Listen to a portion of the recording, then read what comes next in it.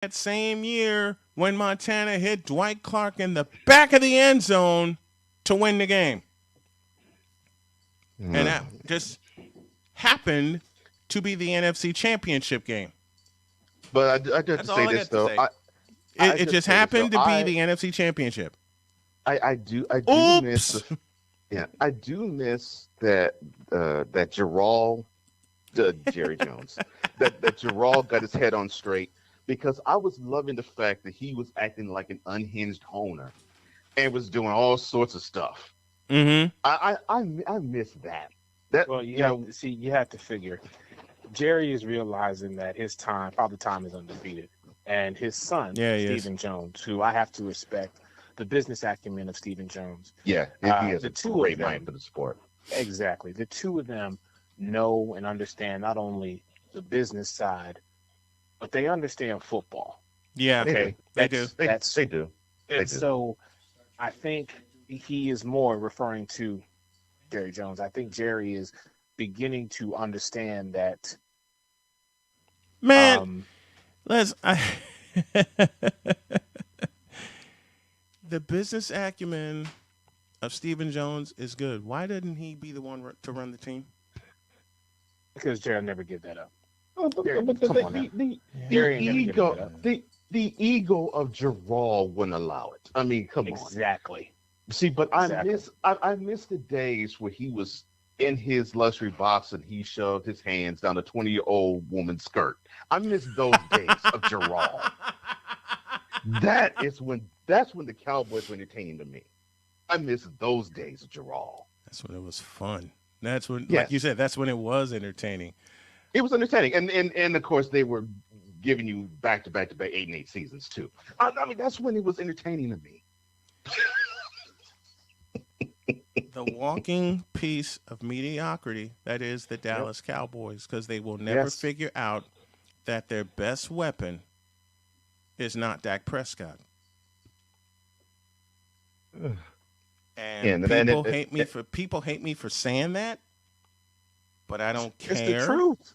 It's the facts. It's just the truth. It's the truth. Number 21 is their greatest weapon on their team, yet you want to baby him, and it's not because of him; it's because of their philosophy. And I will say it again. Never call them a Super Bowl contender because of that. Exactly. I will say it again, and I'm looking in this camera while I'm saying it, and I want all you Cowboys to hear me and hear me well. You will forever be a walking piece of mediocrity because you have the wrong person designated as your best offensive weapon. And you're the wrong head coach to do it too. Yep. Oh, well, I won't even go down that road with y'all. Don't even want to go down that road. I'll bring you back later this. I'll bring you back later this week, and we'll discuss that. Yeah, please, let's do this another time. Will cut. I'll bring you back Friday, and give everybody a Christmas present. All right, as we do that. Fair enough, gentlemen. It is always an honor to be a part of Snowman in the morning. Thank you, Eric, so much. Eric, thank you for making my day, bro. Thank you for making our day. We appreciate it. Thank you, Eric. Much love to all of y'all, and to your listening viewers, and to your watching viewers. Merry Christmas to everybody. Happy Kwanzaa. I will talk to y'all on Friday. We will talk on Friday. Thank you, Eric. See ya. Find the lie. Find the lie. See, this is why I love being around Eagles fan, because they get it. Yeah, they do. Because about a few weeks back, I told you guys I work with about 4 of them on my own team on the job, and their mentality is similar to his, and it's like, man, it's something about them. I really like how they think, especially when it comes to football, because that's exactly how Eric laid it out. That's exactly how they think. It's exactly. Yep. That's how they think. That's how they think. Speaking of teams not using their best weapons, we're gonna flip to basketball. Okay. And last night I saw a team without their best weapon, and I'm gonna piss a lot of people off when I say it. Pick up the Snowman in the Morning podcast on Odyssey, iHeartRadio, Spotify, and TuneIn, or go to snowmaninthemorning.com/podcast. podcast. We had a little hiccup, but we got it fixed. And hour 2 of Snowman in the Morning is coming your way after this.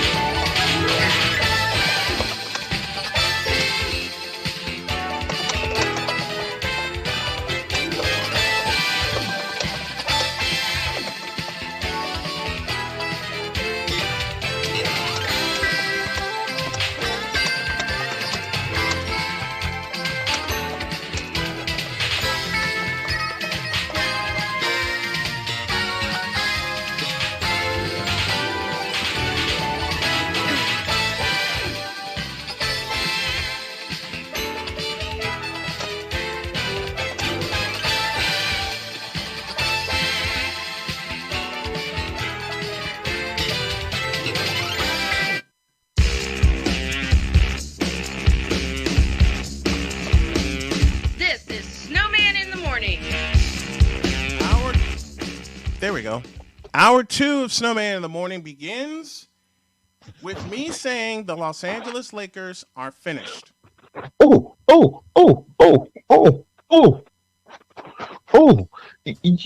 You were.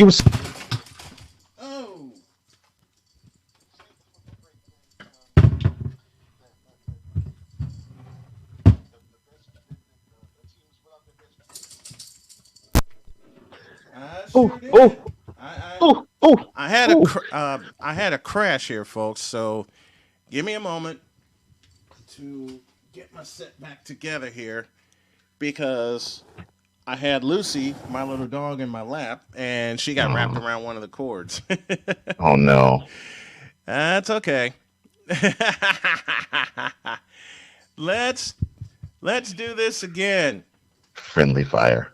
You know what? Occupational hazard. Yes. Occupational hazard. That's how I look at it. Now, let's do this again. Mm-hmm. The Los Angeles Lakers are finished. Done. Finito. They lost to my Bulls last night, thanks to DeMar DeRozan, who had 36 points. And I know what's going to happen. People are going to come to me, oh, LeBron had 31. Yeah, here's the problem. You didn't have your best player. Darn. You ruined my surprise because I wanted to guess when you said you're going to upset people saying the team's without their best player. Well, they didn't have their best player, and it ain't Bron. Well, they were out their leading scorer, and I think people don't realize that. And I really, really do not want to say this to a Lakers fan, but go ahead and say it. It needs to be said. It hurts my heart to say. No, it don't hurt my heart at all to say it. Listen, I love Anthony Davis. I think he's one of the great talents that we have in the game today. Correct. unfortunately, because of the stress I think that he has and he goes under, he unfortunately is now labeled with the term Mr. Glass Mm-hmm. because unfortunately you have to figure in he's going to be injured every single year. At some point in time in the year, he's Yep. going to have a big time injury, And and I he's gone hope for at least a month. at least a month. And if I'm not mistaken, they said it was an MCL in one of his knees. Yep. I think I'm Anthony thinking, Davis is finished. I'm thinking that they're being extremely conservative and saying a month Mm-hmm. because it might be longer if it's a, a, a problem with his one of his knees. He's And I know they say it was a sprain, but those things can be tricky. on a big It's, man. It's very on a big yeah, man. It's very tricky. I was about to say, and especially with him because he's active on the defensive end for sure. Mm-hmm. That's real tricky. Mm-hmm. So now we have this team that people said was going to win 70 games in August. They now have to deal with their best player being on the bench for a month and know that best player is not LeBron James Bronsexuals. Damn, you beat me to it. You beat me. You beat me to it. And their record reflects it. They're 16 Mm-hmm. up and 15 down as of this day's recording, and you're looking at a squad That's old. that they don't know what to do. They don't know what they are doing because, and yes, and here you stole my thunder. They all They they are. decrepit, They are and now very decrepit. and now if the season were to end today, the Lakers would be where they were last year Mm-hmm. in the play-in In the portion play-in. of the play-in portion of the regular season / playoffs, because they would have to fight for their playoff lives for the right, because they're the 17th, for the right to go up against, if the season were to end today, the current number 2 seed The in the Golden State Warriors. Warriors. Now, I will say this. Stephen A. Smith of First Take said that Oh God. Am no, I no, gonna you'll have to like call? this. Okay. No, you'll like this. Okay. He said, because I've learned that he's a mixed bag. Sometimes you like what he says, and sometimes you look at him as if he has a third eye in his head. This is one of those takes that you'll like because it's actually true. All He right. said, even though it's I sort of went a bit at it.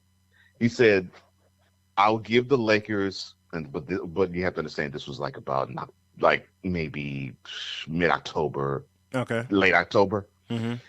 He said the Lakers would go to the conference finals unless they meet up with the Warriors sooner.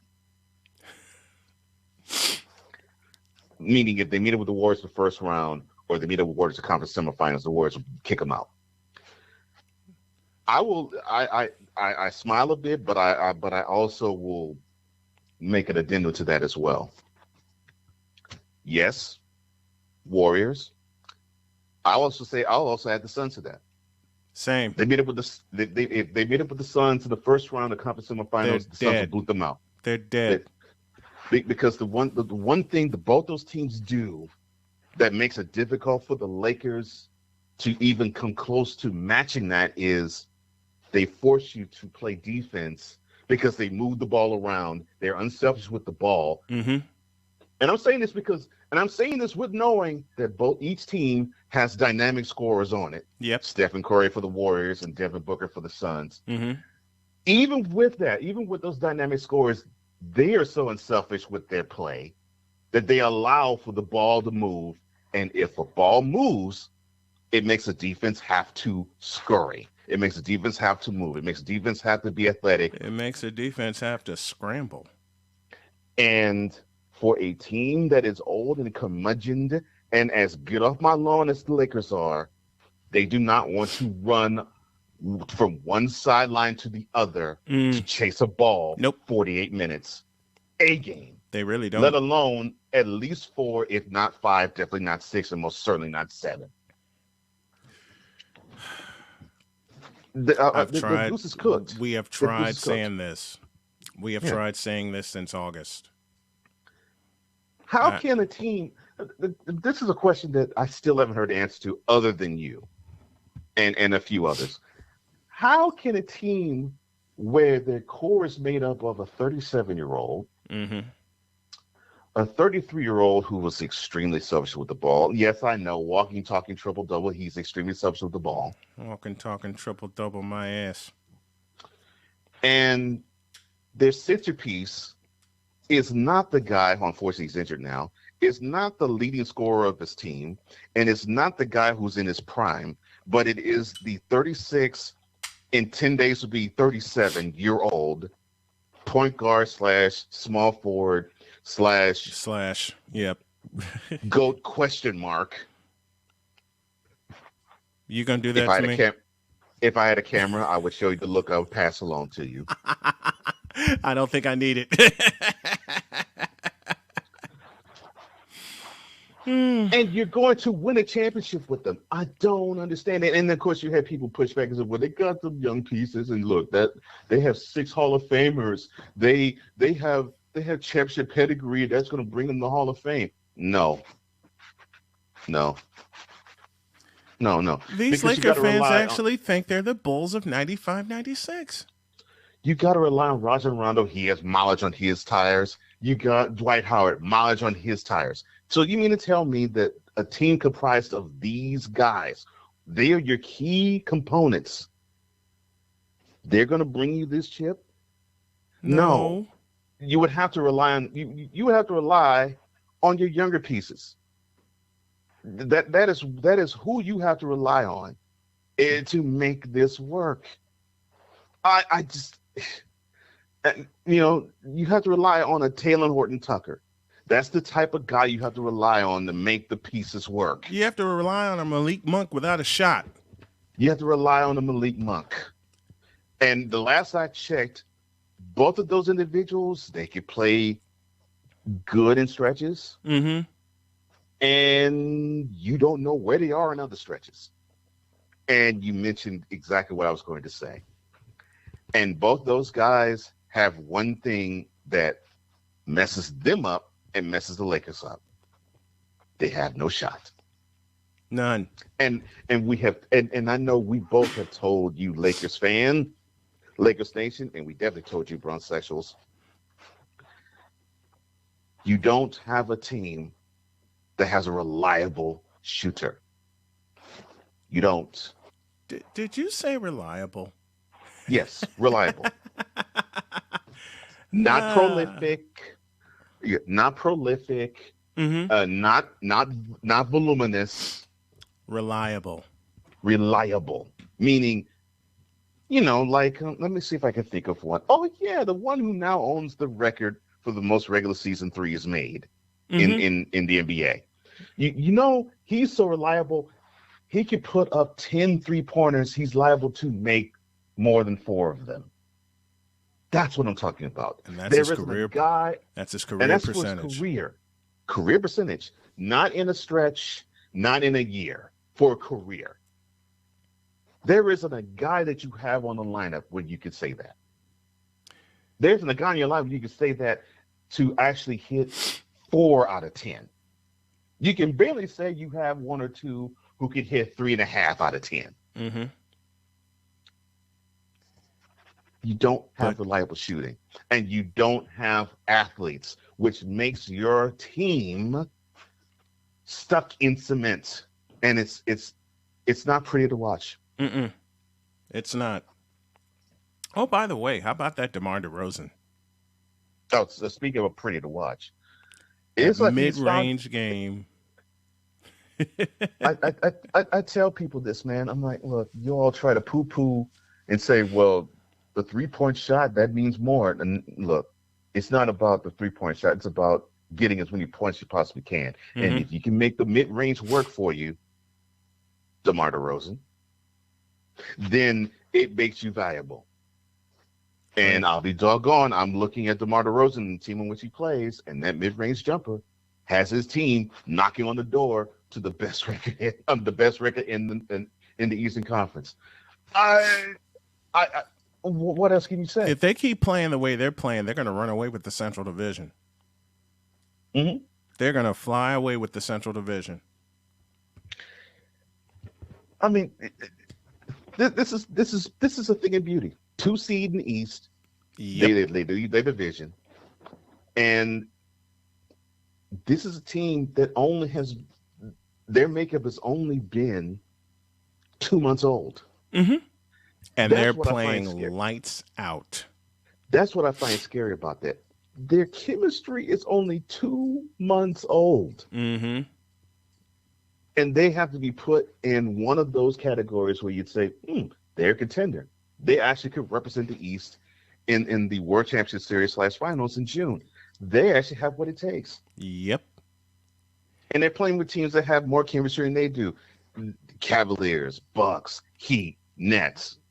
Bullets. All those. Bullets. You gotta yes, I know it's Wizards, but yeah, I'm old. Okay, you got to put the Washington Bullets in there. I'm not even throw the Celtics, and yes, I'll even throw the Trust the Process crew. All of those teams have played together. The nucleus of them have played together longer than the nucleus of the Bulls have. And look at where the Bulls are. The only team on the door to tops in the East. And the only team where they cannot say, well, we're not there yet, is the Nets. Oh, but by the way, they did put a good butt whipping against the Nets recently. So in Chicago. Yeah, in Chicago. So matter of fact, I think they beat them in Brooklyn. I think they beat them twice. So you have to look out for this team, man. I mean, it is scary to me to just think they haven't been together long, but man, they know how to play together already. Yep. And they're only going to get better. And they have no ego. No. That's the real scary part. They have no ego. They play together. They play together. Listen to me carefully. They play together. Suns, Bulls, Warriors, what do they all have in common? They play together. And you're correct, sir. They have beaten the Nets in Brooklyn and in Chicago. Because they blew them out in Chicago, and they came back from double digits to beat them in Brooklyn. Yeah. Speaking of the Brooklyn mess. Oh, well, let's please. I want you to speak about it. You want me to do this one? Yes. Yes. And when I was talking about and when I was mentioning them and the Bulls, I wasn't even trying to segue you into them. It was a natural fit. It just naturally fit. Mm-hmm. It just naturally fit. Yes, about the Nets, sir. Speaking of the Brooklyn mess. And I love your nickname, by the way, there. News has come across our desk. Oh, good Lord, this is ridiculous. That the rebel without a cause, the woke people's champion, is now a part-time player. Who the hell's running this team? Stevie Wonder or something? Oh, you stole my thunder. Because that's exactly where I was going to go with that. Is Stevie Wonder running this team? And I don't know it. Lord. I mean, either you reinstate him fully or you don't reinstate him at all. Pretty simple. Because I have not heard one piece of him saying, I will get the vaccine. Have you, sir? No. I have not. I have not heard any of that. Oh, Lord. Oh, good Lord. Oh, no. I act like I have a heart of stone, even though I can't play at home. Although I'm in Rome, I'm a part-time player.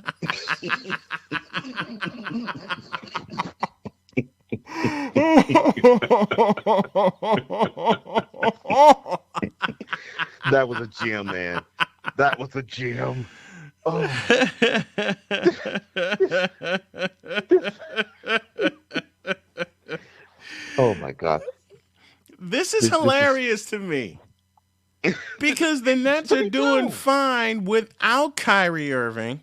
They're the number one seed in the East without this fool. And now you're What going to makes you bring think? this fool in as a part time player to ruin your chemistry. Oh, I'm sorry. I cussed. Let me try it again.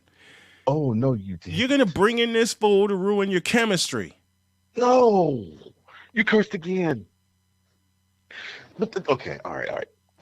All joking aside, I get And that there's this still guy. 100 of them in my head. Oh yeah. Oh, there's plenty in mine too. There's 100 of them in my I get that. I get that in the current landscape of the NBA, he has the talent to draw people to the turnstiles. I understand that. I understand that he has the ability to play when he wants to play. I understand that he can. I understand that when he wants to play on the team, he can give you 23, 4, and what, maybe 5 rebounds a game. If that, Let me strike 4 and put 3 for the assist category. Uh, because he's about as selfish as Russell Westbrook. Oh, did I say that aloud? yeah, but he's a blacker of a hole than he is. But I digress. Mm-hmm. So I get that this guy has talent in the landscape and tapestry of the NBA today. I get that.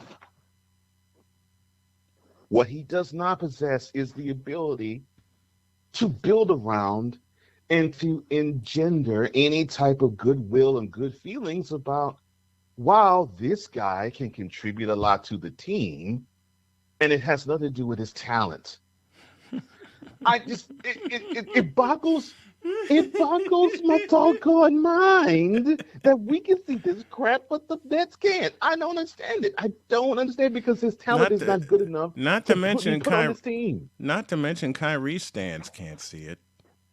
Oh well, of course not. They're too busy holding signs up that says "Stand with Kyrie." But Oh God. Oh that's Lord. what They that's why I still call him. have those signs? That's why I call him the Woke People's Champion. I mean, yeah, he is to me he's a walking joke. But they're trying to get this understanding of, well, you know what? There aren't any rules in most of these other places where you can play. You can play on the road. So you mean to tell me you're going to God. Why? up Just your chemistry, as you said earlier, and they're gonna have this get talent up. play in games that are away from the Barclays Center because you still to this day cannot play an NBA game in New York, which means he can't play in Brooklyn and he can't play in Manhattan. And And he can't here's play in another. San Francisco. Oh no! Oh, doggone it! You're ruining my setup because I was going to say, well, you ruined part of my setup, but you ruined the rest of it because I have to say, sir, I'm biased. I'll say this now: 12:22 p.m. December 20th, 2021. I feel bad about saying what I'm about to say, sir. For the NBA Finals, I am rooting for the Nets to match up against the Warriors. And why am I rooting for this? I'm rooting for this because the part-time player slash the Woke People's Champion slash Uncle AWOL slash a Rebel Without a That's Cause the other one, Uncle AWOL. would not be able to play one possession in any of those games. So Which right means it now will actually be a competitive series. yes. So I am.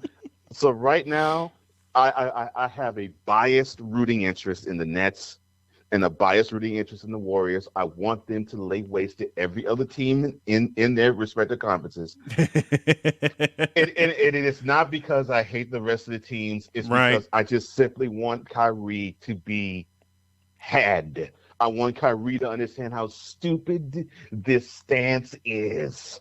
I want Kyrie to really get it through his thick skull that he is not bigger than the Nets, nor the NBA, nor any other person that he thinks he's bigger than. And this would be a really good understanding of this really good, a big understanding of this thought process, because he'll be able to say, "Doggone it." So I played on the road in other places, but the California has the same rule that New York has, and I can't set foot on the court. But my team is in the finals. Doggone it. I want him to feel that. So I want to feel it As because a I want him to know how stupid this sounds. as a friend of mine once said, in the ain't that a bitch department,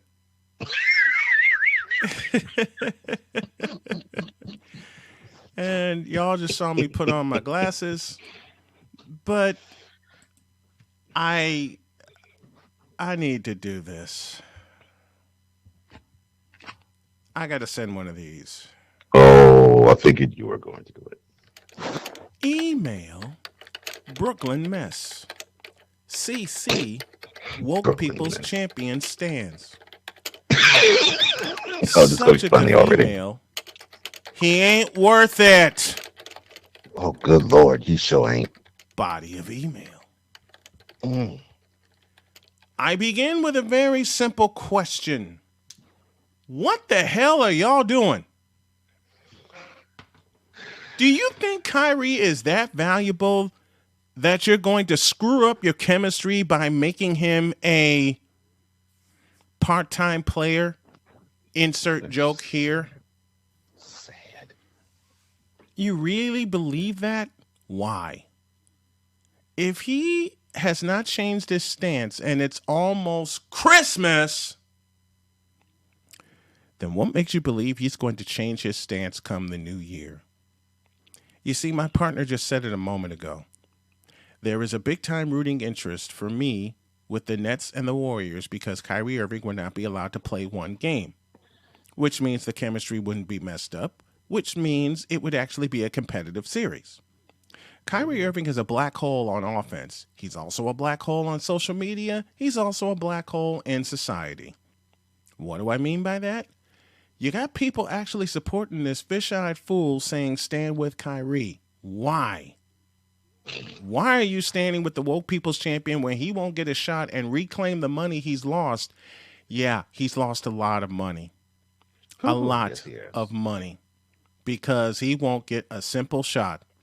I was talking with my wife one day and this subject came up and my father-in-law got in the conversation.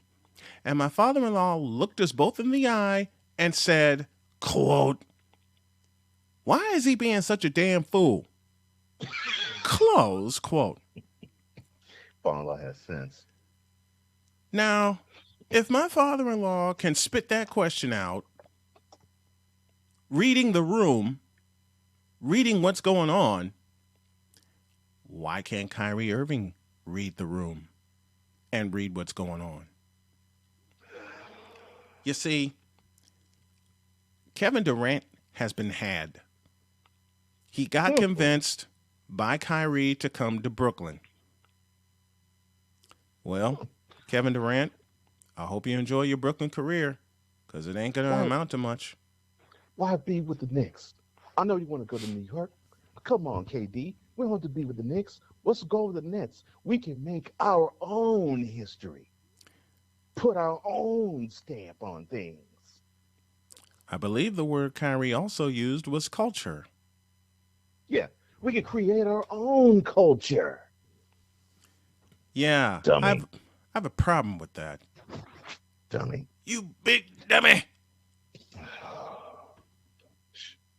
Had Kevin Durant stayed in the Bay,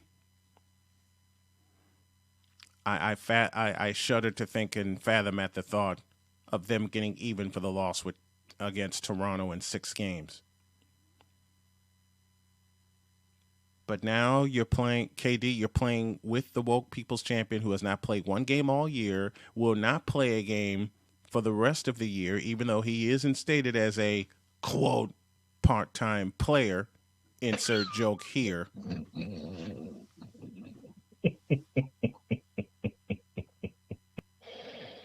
Oh my gosh. What's this fool And doing? you got yourself into this.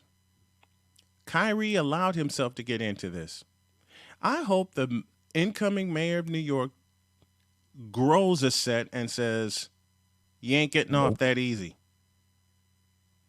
You're not getting by that easy.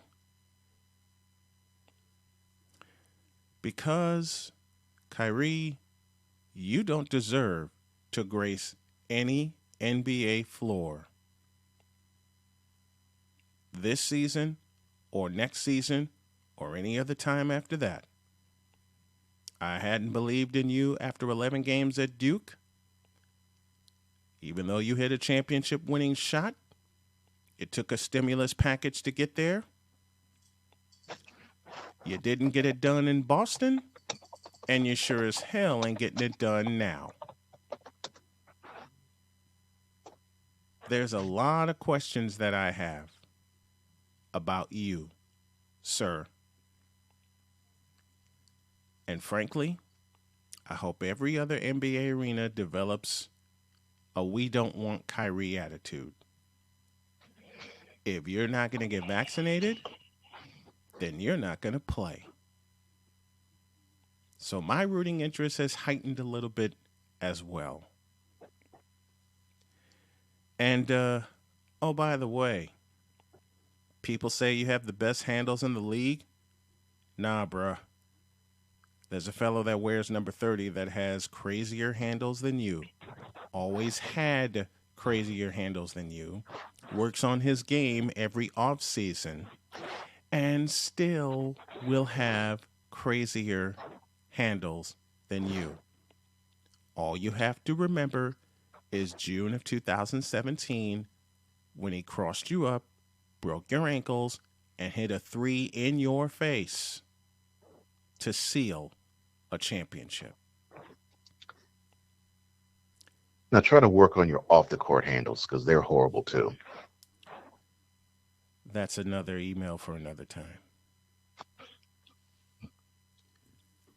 In short, and in closing, you don't deserve to play, you don't need to play, and we don't need to see you on the floor at all.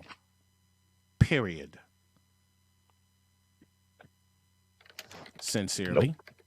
Brian Snow, CEO, Brian Snow Media, host, Snowman in the Morning, in proud association with Cole Sports, with a Z.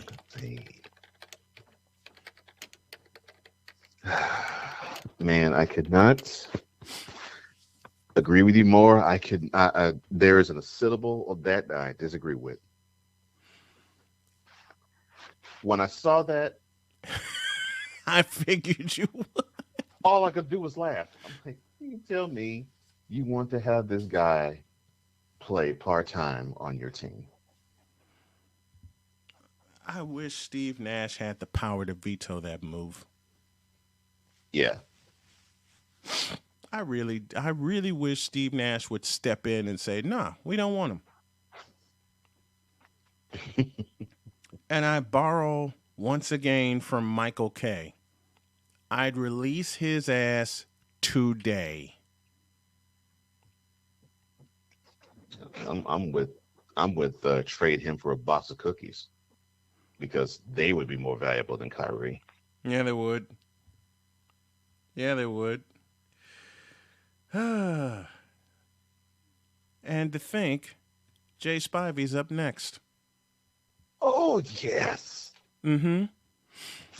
Visit the Snowman in the Morning store. Go to snowmaninthemorning.com/store and support the hashtag SnowStrong as well as the show. We're going to talk 49ers to close the show, but we got some Panther tracks to make. Back in a moment.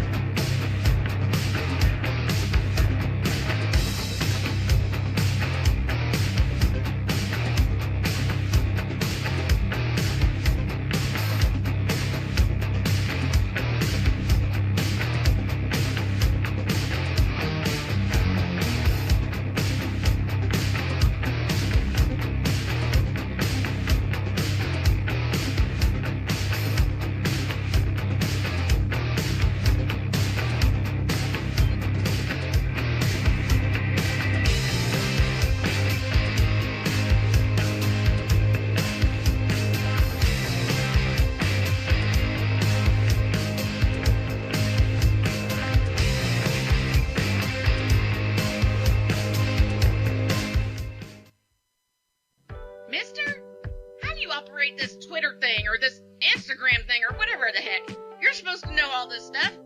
Anyway, welcome back to the show. Jay Spivey is on the way, and he said just to give him a second, so All right.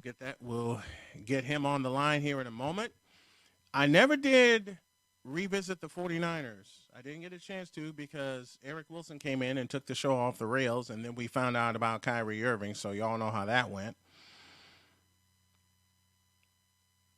The 49ers, as strange as this sounds, can conceivably still win the division. Yeah. How scary is that for them to get up to a 2-4 start and still in week 50, after their dominant win in week 15, sorry about that, have a chance to claim the division? It's an outside chance, true, but the chance is still there. I really have to give it up to Kyle Shanahan. I mean, people like to clown him for being the offense coordinator who gave up a 28-3 lead in the Super Bowl, and that is an offense coordinator for the Falcons. And then when he became a head coach for the 49ers, give up a 10-point lead to the eventual Super Bowl champions in the Chiefs,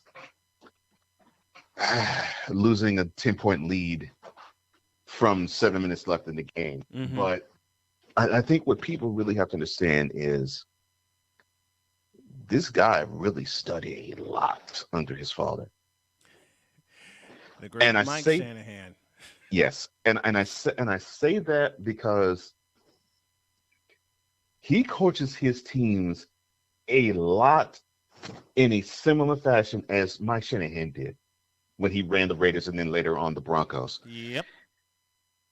And he tried to do it with WFT, but, well, after 1 year, we know how that went. RG3 went off the rails. Yeah. But the philosophy that Mike Shanahan employed as a head coach, Kyle Shanahan does as well. And I see a lot of Mike and Kyle. I'm like, wow, so you have a steady rotation of running backs. You believe that the running game will win you the game, and if not, win you the chip.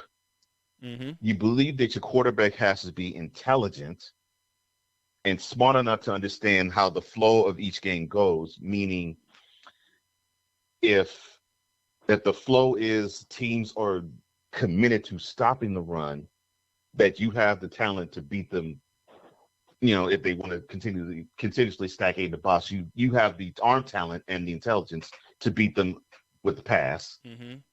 But you also at the same time have the ability to read the room and say, okay, I'm good with only throwing 8 passes in the game and just keep eating the running backs. Yeah. You just had to make me smile with that number.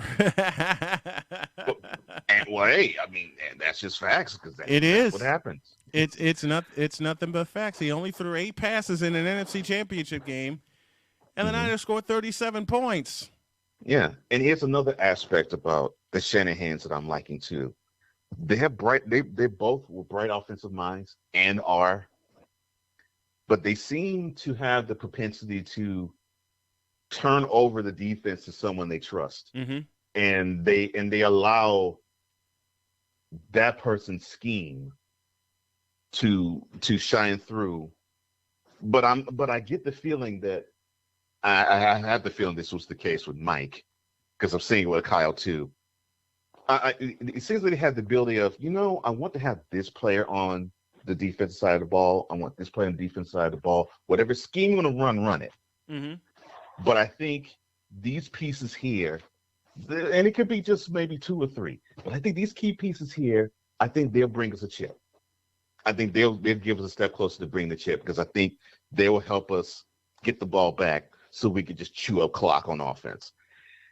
The brilliance of Kyle Shanahan right there is never mentioned from that aspect. And they do now have the ability with the injuries they've had and the slow starts they had, and unfortunately being swept in series with the Cardinals and the Seahawks. They have the ability to still be the NFC West champs because the Cardinals are coming back to earth, and the Rams, it win for them. But the sledding would not be considerably easy for them. Because they end the season at home, of course, against the 49ers. So it's not going to be easy because they have to face off against two other teams that are fighting for their playoff lives before the 49ers in the Vikings and the Ravens. Yep. So and after the Ravens choked one away yesterday. Oh boy. Don't get me started with that. Yeah, we'll review that at the end. Right now, here is Jay Spivey on the line. What's up, Jay? Yeah. Gentlemen, how are you doing? We're doing good. How are you, man? Doing well. I apologize for being a little bit late. I was running one errand and it took a little longer than I thought, so I apologize for that. Don't That's worry all right, about man. it. That's all right, man. Don't worry about it. We love having you on. Yes, man. I'm holding my Cam Newton for Hall of Fame Is that what you right now? Is that what you bought me for Christmas? No, I bought you that. I bought another one for Cole. Okay. I want all three colors of his jerseys. I want teal, black, and white. I want all three of them for Christmas. Oh my gosh! All right, now this is the question I do have to ask you. Now, I know there were high hopes in Charlotte that Cam Newton was coming back, and they thought, well, you'd be better than Sam Darnold. But the way Newton has played, it almost seems as though he's grooving the path for Darnold to be back and return as the Panthers QB. Are you seeing that yourself, or am I just seeing things? Honestly, Cole, I don't know what to think because there seems to be no direction. There seems to be zero direction. It's like Jay told me over the weekend and pointed an article to me. This quarterback situation in Carolina is a mess. It's a mess. There seems to be absolutely no direction at quarterback. None. Because that's what I thought too. I thought the same thing. I'm like, man, they don't know. This team is rudderless. I can't imagine they're going to get Kenny. Kenny Pickett's the best quarterback in the draft. There's no question about that. But they're not going to get him. They're not going to get him. Nope. They're not going to drop low enough to get him. Yeah. In record, I mean. It's like I said last week. They needed to push the plunger and rebuild this thing. 4 different starting quarterbacks for the Panthers since Matt Rule was hired. 4. Anybody see anything wrong with that picture? Well, one of them will be playing Tuesday night on TV against the Eagles. He should still be with the Panthers. Yep. But oh no, the egos of Rule and David Tepper would rather have an old, broken down quarterback who clearly can't throw and can barely run anymore. I mean, I know he scored a couple of rushing touchdowns yesterday, but he can't. He's just a shell of his former self. To say the least, he's a shell of himself. He is horrendous behind the pocket trying to throw. Horrendous. He just looks like he's a statue back there a lot of times because he moves okay forward. He's not nearly what he used to be, but he moves okay forward, but he can't move laterally like he used to. So, right. I mean, he's basically like a sitting duck back there. Let me ask a question. Gentlemen, has Cam Newton ever had a good full season, even including the one at Auburn where he won the national championship, or is it just me? Did I miss a memo here? I'll let you take it first, Jay. that year, that last year at Auburn, he was great that year. And that one, I know everybody was gaga over him his first 2 years of the Panthers after he got drafted, but he wasn't a quarterback then. He was more of a runner. The year he won MVP, listen, I'll even admit he had a great year last year. He should have been MVP. I mean, it says a lot that I can actually admit that. But other than that, he hasn't done anything. So all these people, and I've heard a lot of them, both friends and just people in the media, or just fans in general, who think he's an automatic Hall of Fame quarterback. Where are the? I just don't see the stats to show that. I don't see the stats or the games to show me he's a Hall of Fame quarterback, and I got crushed for saying as such. I know Jay has, because we have some mutual Cam stands, and I'm trying to think of the word that Jay used. Apologists. That's the word I'm looking for. Apologists. We have Panther/Cam apologists that just believe off the top of their heads that Cam Newton deserves his spot in the Hall of Fame. Let me break this down the way Cole Johnson broke it down to me. Save 8 games in 2015 and 2 in the playoffs. He has not had a good full season. The numbers bear that out, and if you watch the games, they bear that out. Well, I'll go back, and I know I kind of sound repetitive at this point, but I go back to that Super Bowl when he was completely shut down, and then he acted like a petulant little child in the press conference afterward. And I'm sorry, he was the face of the franchise. You're going to get pelted with questions like that when you play as badly as he did in the Super Bowl. And didn't go after a fumble when he was stripped. No, absolutely not. He did not go after a fumble when he was stripped. I want to thank that critical Broncos fan for these 2 statements. The Panthers have used a total of 7 different quarterbacks since 2018, and they are 22 and 40. Wow. Heineke, gracious. Taylor Heineke, Kyle Allen, Will Greer, Teddy Bridgewater, Sam Darnold, PJ Walker, and Cam Newton since 2018. 7. And I agree with you, Jed. They should be shitting themselves with letting Heineke go. Why did they let Heineke go? Listen, I have no idea. He's not a great quarterback, but he is certainly better than all the crap they have now. Exactly. Thank you. Yes. They should have kept him over Teddy Bridgewater. I'm sorry, but you bring Bridgewater in and he only serves his purpose for 1 year? You had Heineke in your stables. You should have kept him. Well, you should have kept Taylor Heineke. Those apologists that you're talking about who whined and complained about Teddy Bridgewater last year, I don't think he was the problem. Yeah. They had no offensive line, and they had no. I mean, DJ Moore and Robbie Anderson. Robbie Anderson. They're not great receivers. They're not. Again, they have no tight end. And they had 2 tight ends in camp last year, and they're both gone. They're both gone. They traded the Jaguars for some unknown reason. And they're both gone, and it's a common point that all 3 of us have made.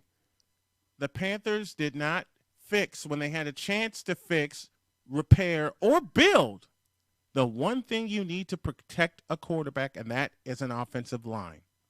Yes. There were 2 offensive linemen in this past spring's draft, Penei Sewell and Rashawn Slater, and they chose neither of them. I will say this until I'm blue in the face. If a team is serious about wanting to either rebuild or reload or put forth a good faith gesture toward a new quarterback, whether he's a veteran or rookie, in that draft, look for a left tackle. Yes. In that draft, look for a left tackle. And do your due diligence, study him, and if he's solid enough, put him in there, and you can bring that quarterback in and say, look, we believe you are the guy to bring us there. We got this guy to protect your back. And so you 2 work in synergy, and we will build from there. If the Panthers did that, I would like how they were going, but I don't. It's like what the 49ers did when they signed Trent Williams away from the Redskins. We believe you to be our left tackle, and we're going to pay you for it. And now they're reaping the rewards of having a stud at left tackle. The left tackle is the most important position on the offensive line. Some may say it's center. It's the left tackle. Yeah, in terms of protecting the quarterback and and the throwing offenses the way they are now, I mean, you got to have a left tackle. You just have to. Yeah, it's imperative. And if you don't have a left tackle, you need some receivers who can throw the ball, can get downfield, and can get open. And they even if they didn't get an offensive lineman, they had two great receivers they could have drafted and drafted neither one of them. Jalen Waddle and Devontae Smith. And snatched and neither of them. They went for J.C. Horn instead. Just imagine if Devontae Smith was on the Panthers now. That's crazy. I get tired of hearing. It's what Jay said. They need that number one. They need that number one receiver, and neither of the receivers that they have that start every game is a number one receiver. It's not even 1A or 1B. You don't have that, and they're not developing either. And they've relied so heavily on McCaffrey, and now he's gone. And then nobody knows if he's ever going to come back. Exactly. I don't think he'll be ready for next. They abused McCaffrey. Thank you, Cole, for saying that. I will repeat your sentence. They abused McCaffrey. Listen. Just look at Zeke Elliott with the Cowboys. I mean, he's not what he was even a year or two ago, and he doesn't get the ball nearly as much as McCaffrey does. No, he doesn't. You know who else is being wasted? Brian Burns. What a talent on the other side of the ball. Yeah. Brian Burns' talent is being wasted as well. McCaffrey had injury problems at Stanford that Carolina just glossed over. Instead of letting him completely heal, they threw him right into the line of fire. I mean, celebrate him for having a 1,000 season, and y'all know how I feel about that. But they are abusing McCaffrey, and now we have no idea if McCaffrey is ever going to return. Well, there was no reason to rush to get him that new contract anyway. Right. So why do it now? Why do it when they did it? Well, they celebrated an achievement with a contract extension. They celebrated an individual season achievement instead of a career achievement with a ridiculous contract, which is now becoming an albatross because McCaffrey can't stay healthy. Now because of that salary, because of that contract, it's probably going to put them in salary cap purgatory for a good while. Yes. Because I don't see him, even if he does come back next year or the year after, whenever he comes back, I don't see him being nearly what he used to be because running backs break down, and he's actually running back / receiver. I mean, he does everything. Yeah. So he touches the ball way more than any other regular number one running back would. And it's like we said, they're beating him up and putting him in the dirt. McCaffrey will not be the same again. McCaffrey can't be the same after the string of injuries that he's had the last 3 years. No, there's just no way. There's no way. No.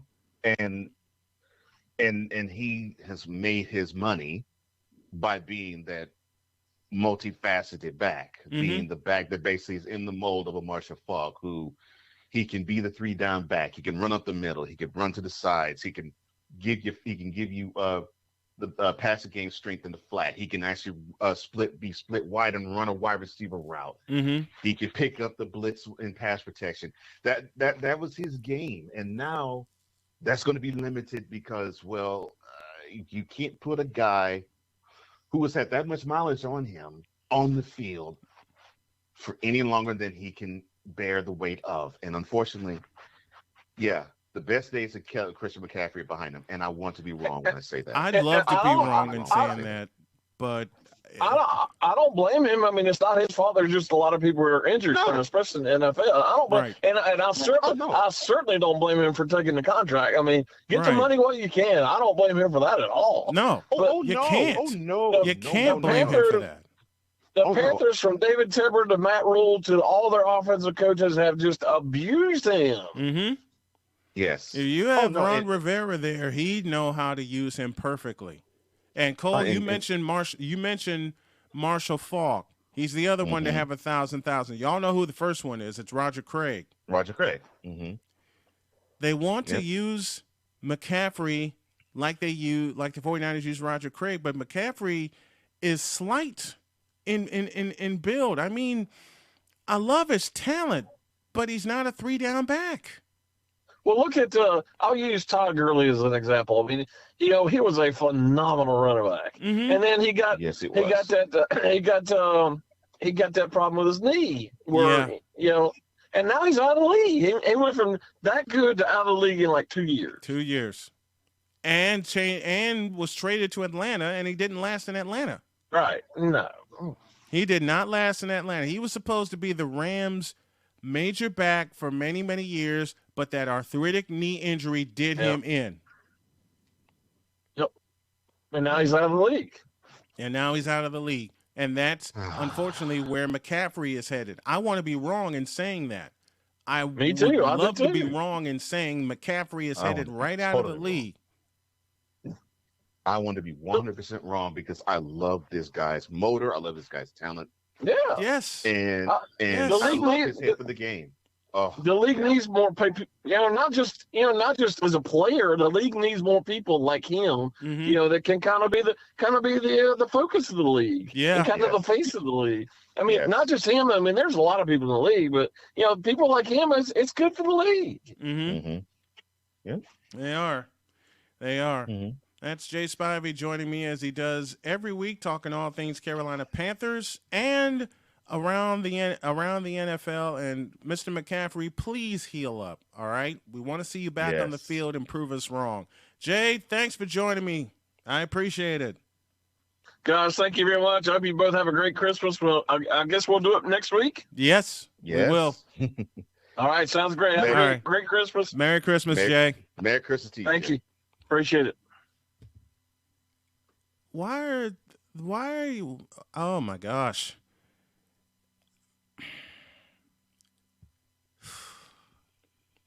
It's just mind-boggling to me that a guy with that much talent, and I'll point out again, he was having injury problems at Stanford. Remember, he lost 5 games at Stanford his final year there. He set out the bowl game before the draft because of that. Yeah. He sat out the bowl game because of his injury, and it hasn't worked. Mm-hmm. When I saw him in Stanford, and okay, I'll put it on the table. You saw him, and people were like, "Oh man, white guy running back. Oh, he ain't gonna last in the pros." And I'm thinking to myself, "You see the way this guy is moving? If he You get along like this, you need to get out of my head, okay? Because I was thinking the same thing. I was thinking the same thing. And plus, he had that underdog attitude. Why do I mention this? Who's his father? Ed McCaffrey. Well, talk about get out of my head. Because I was going to say he is an apple doesn't fall far from the tree result, because Ed McCaffrey, of course, he wasn't a running back, he was a wide receiver. He had the same mentality. McCaffrey used to get beat up over the middle, and he'd stand right back up. Yeah, that's what I want for Christian McCaffrey. Yeah, that's what I want for him too, because he's really, and I agree with Jay. He's a good dude. He's a good dude. He's a wonderful talent. Wonderful. I want him to produce. I want him to be one of the best running backs in the league. I really do. Same. You think he'd be better as a slot and not a running back, so he can only concentrate on route running? That critical Broncos fan said he should be a slot receiver instead of a running back, because with running back, I think that would be a good thing. Yeah. You think that? I think that would be a good move. I mean, move to a position that your father played. Yeah. And I'm sure Ed could teach him a couple things about just being a straight up receiver. And where did Ed McCaffrey play college ball? Stanford. How many times have you seen Ed McCaffrey take a pass over the middle, be it with the Giants or the 49ers or the Broncos, and get blown up? And the next play, you see him back in the huddle. And you're like, what? He was one of the rare breed of wide receiver where, and you don't see too much of this these days. Not only was he tough and he could take the shots across the middle when he caught the ball, Mm-hmm. but he took absolute pride in going down the field and run blocking for running backs. Yeah, he And did. I love that about him. I love that about him that he was willing to block Mm-hmm. for a running back. I Mm-hmm. love that about him. And yeah, I think that would be a good move for Christian. I think it would be great to elongate his career to be a slot receiver. Yeah. Yeah. Yeah, that Now, critical Broncos fan brought that up. now, will we see it? No, No, because because the Matt Rule is so hell bent on having him as a 3-down back. right, and they think that they're basically their lot is cast with him, and the way they will get to their gold is for him to be the guy who touches the ball 30 times a game. We'll leave it there. Back tomorrow at 11 a.m. and then Wednesday, Thursday, and Friday. It'll be a different time. We're going to be on at 3 p.m. because of a work commitment that I have to honor, and I will honor it. All right, folks. Have a great day. God bless. Remember to make your next move your best move, and always remember, if your dreams don't scare you, then they are not big enough. Dream big, do bigger. We are, and we hope y'all are too. Back tomorrow, and I promise tomorrow I'll have coffee. I'm out of here. See you tomorrow.